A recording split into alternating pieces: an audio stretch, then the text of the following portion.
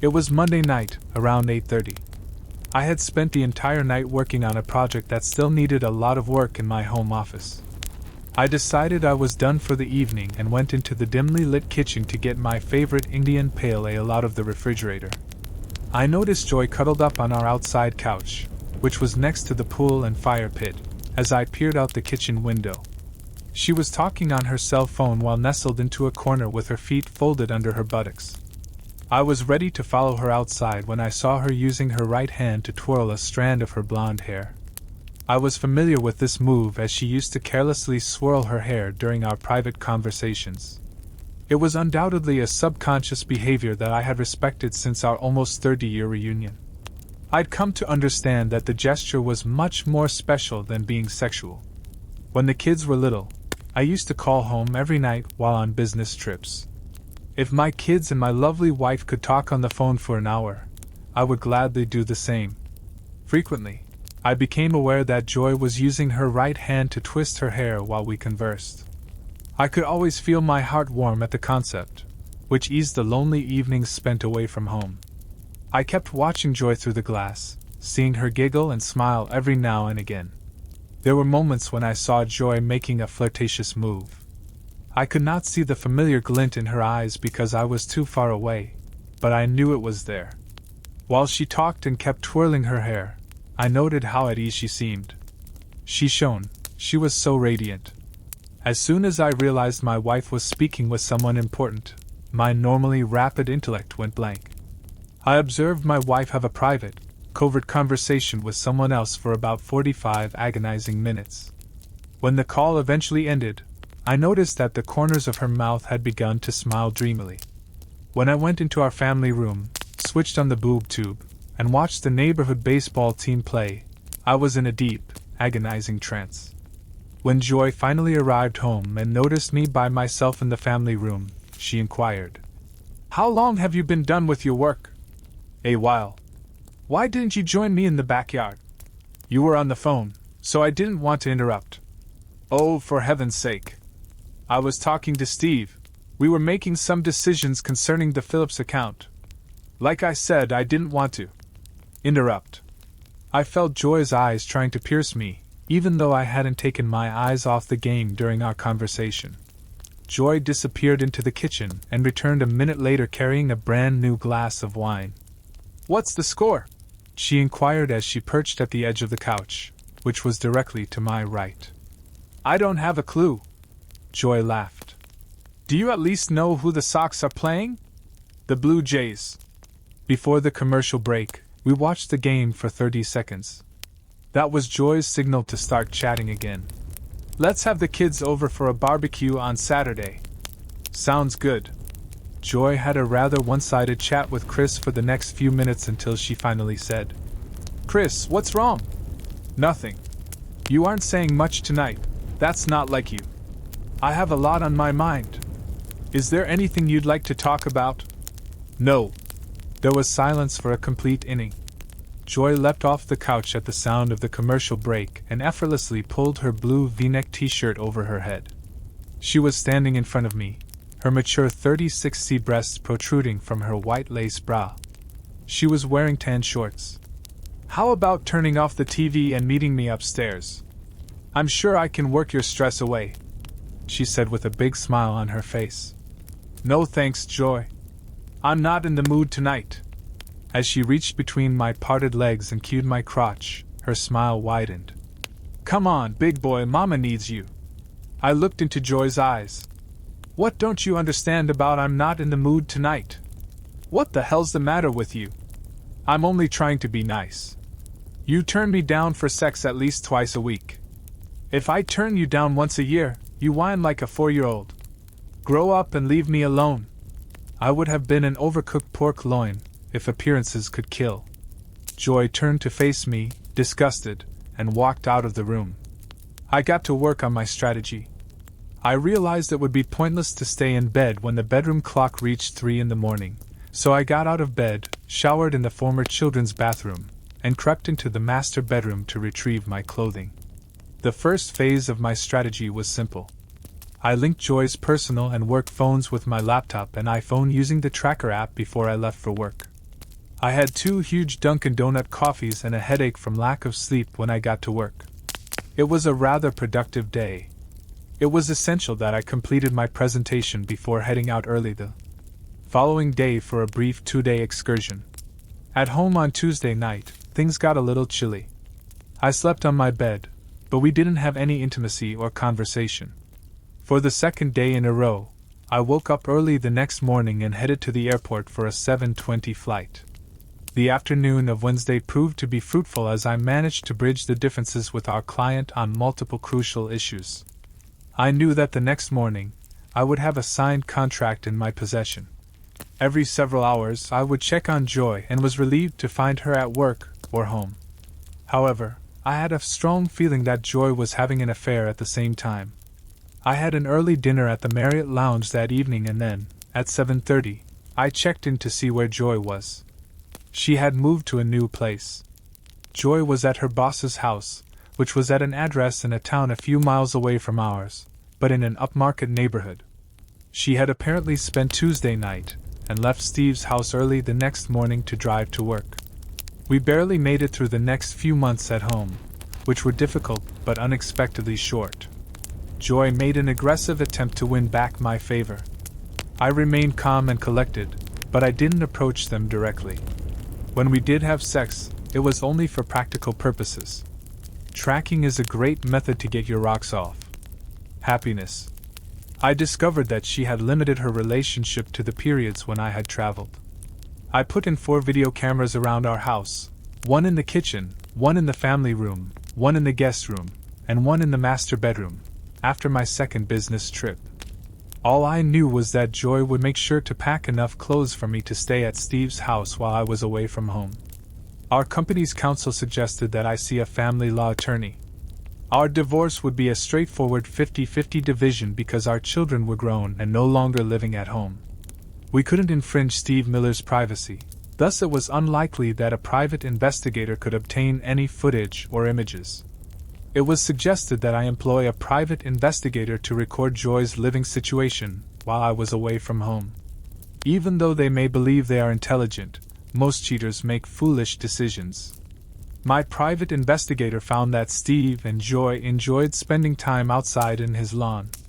I have photos of Steve and Joy playing around the backyard and eating Joy's food while she sat on the side of his pool. I had a ton of pictures of my wife suckling his comparatively little mouth. Everyone at work assumed I was on a business trip, save for my boss and personal assistant. On Wednesday morning, I departed my house early and had breakfast in the city. I spent 2 days at home after the app informed me that Joy had left for work.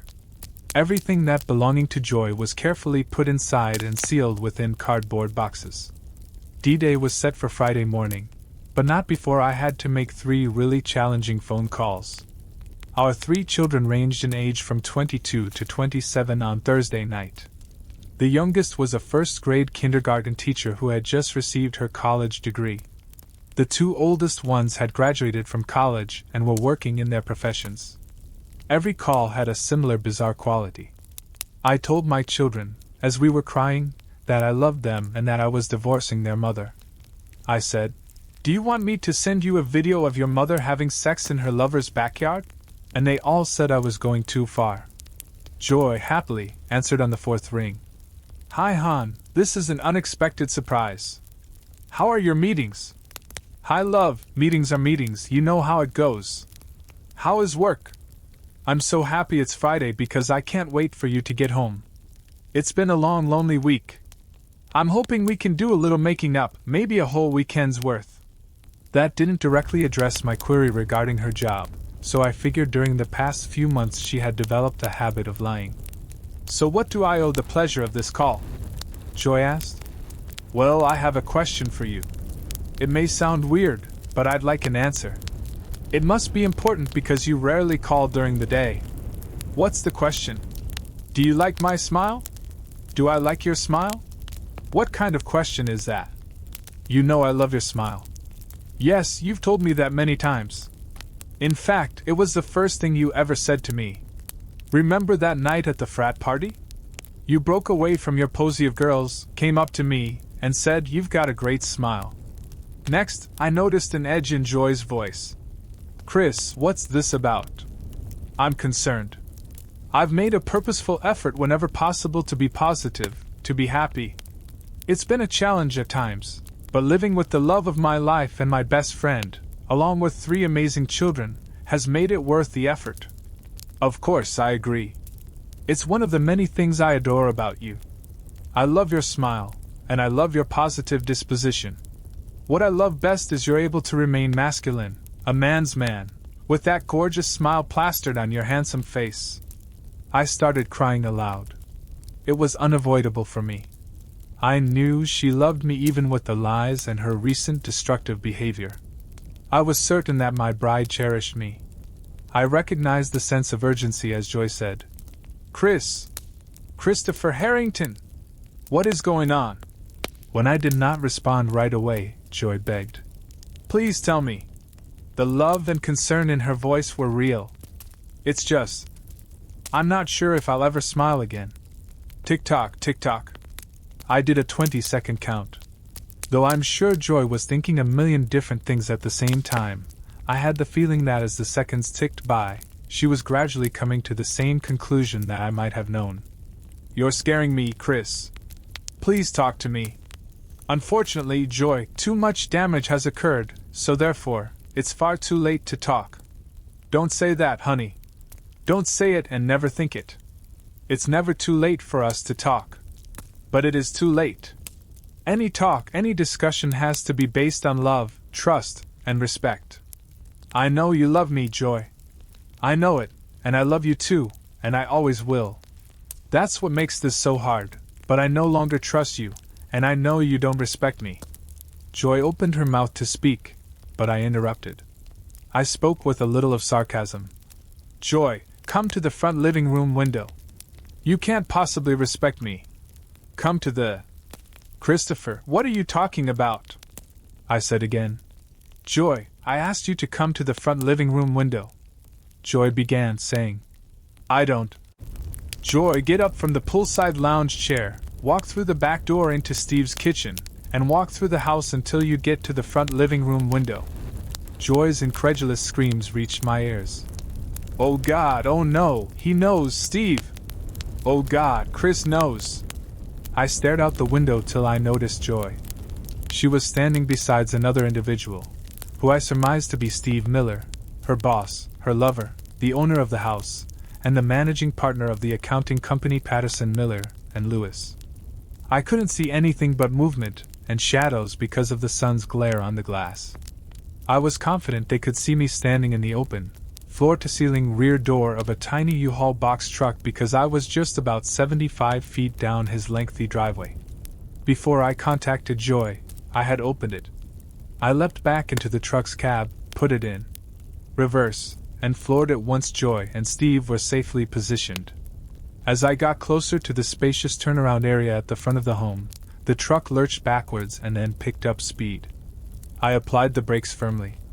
I had to spend 2 days carefully putting Joy's clothes, accessories, belongings, and keepsakes into 48 large cardboard boxes before everything flew out of the back of the truck and rolled across Steve's driveway and yard. I put the transmission in park, got out of the truck, and looked around at the mess. The easier-to-clean lighter cartons containing clothing were mostly undamaged. But the larger boxes, like the 2 containing the china of Joy's great-grandmother, were destroyed. Broken and strewn pieces from the 18-place settings littered the driveway. Joy had walked to the front step of the house from the living room. Just 2 years earlier, Joy was wearing the bikini I had purchased for our 25th anniversary cruise. She would only wear the thong bottom for Steve, and while she was tanning in the privacy of our backyard pool area, even though she still had a wonderful body. Steve had a robe pulled over him. Joy watched in terror. She was breathing heavily and had covered her mouth with her hands. Steve was typically a dominant, take-charge type, but he didn't look quite as scary that morning.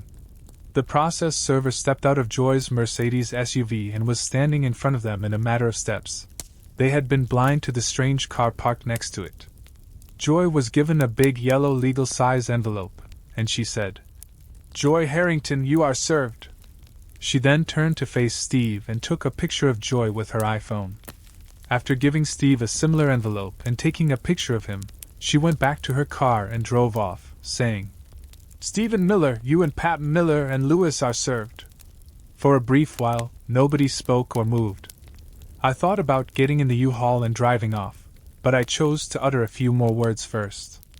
I wanted Joy to understand how I was feeling, even though I knew she would fight any divorce to the very end.